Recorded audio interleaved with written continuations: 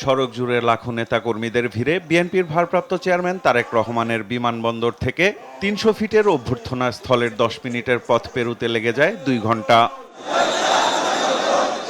পথে পথে লাল সবুজের বাস থেকেই হাত নেড়ে নেতাকর্মীদের ভালোবাসা গ্রহণ করেন তারেক রহমান। অভ্যর্থনা স্থলে পৌঁছলে নেতাকর্মীদের মুহুর্মুহু স্লোগানে প্রকম্পিত হয়ে ওঠে পুরো এলাকা। দলের স্থায়ী কমিটির সদস্যদের সাথে নিয়ে অভ্যর্থনা মঞ্চে শুভেচ্ছা বিনিময় করেন তারেক রহমান। মঞ্চের ৩ পাশের লাখো নেতাকর্মীদের উদ্দেশ্যে হাত নেড়ে অভিবাদন গ্রহণ করেন বিএনপির ভারপ্রাপ্ত চেয়ারম্যান। দীর্ঘ ১৭ বছর পর দেশে ফেরায় আল্লাহ তাআলার কাছে শুকরিয়া আদায় করেন তারেক রহমান। তুলে ধরেন হাসপাতালে সংকটাপন্ন অবস্থায় চিকিৎসাধীন মা খালেদা জিয়াকে রেখে আগে জনগণের কাছে ছুটে আসার কারণ। তার সাথে কি হয়েছে আপনারা প্রত্যেকটি মানুষ সে সম্পর্কে অবগত আছেন।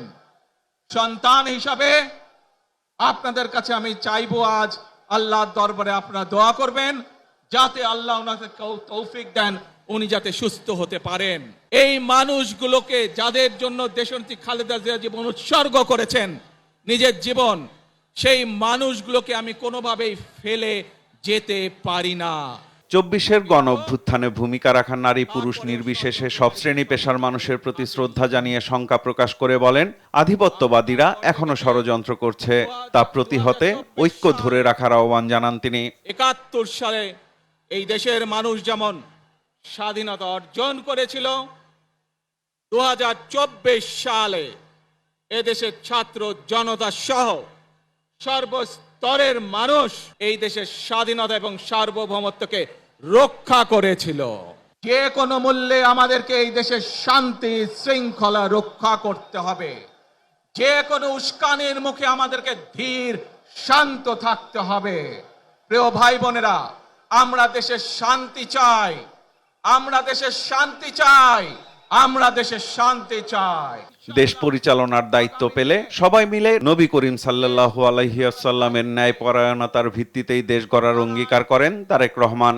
আমরা সকলে নবী করিম সাল্লাল্লাহু আলাইহি ওয়াসাল্লামের যে ন্যায়পরায়ণতা, সেই ন্যায়পরায়ণতার আলোকে আমরা দেশ পরিচালনার সর্বোচ্চ চেষ্টা করব।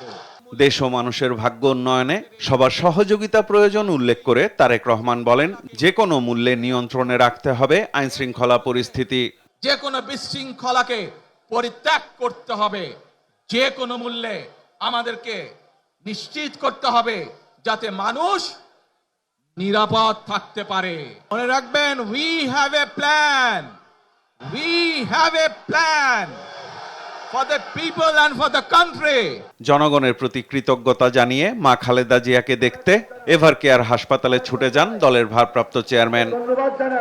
সব ষড়যন্ত্রকে চ্যালেঞ্জ ছুড়ে দিয়ে মা মাটি দেশের টানে প্রায় ১৭ বছর ৩ মাস পর প্রিয় মাতৃভূমিতে ফিরলেন বিএনপির ভারপ্রাপ্ত চেয়ারম্যান তারেক রহমান। বাবা শহীদ রাষ্ট্রপতি জিয়াউর রহমানের মতো দেশের স্বাধীনতা সার্বভৌমত্ব রক্ষার পাশাপাশি ভবিষ্যৎ সমৃদ্ধ বাংলাদেশ গড়তে তিনিই নেতৃত্ব দেবেন, এমনটি প্রত্যাশা দেশের সাধারণ মানুষের। সাইফুল রিপন, দেশ টিভি, ঢাকা।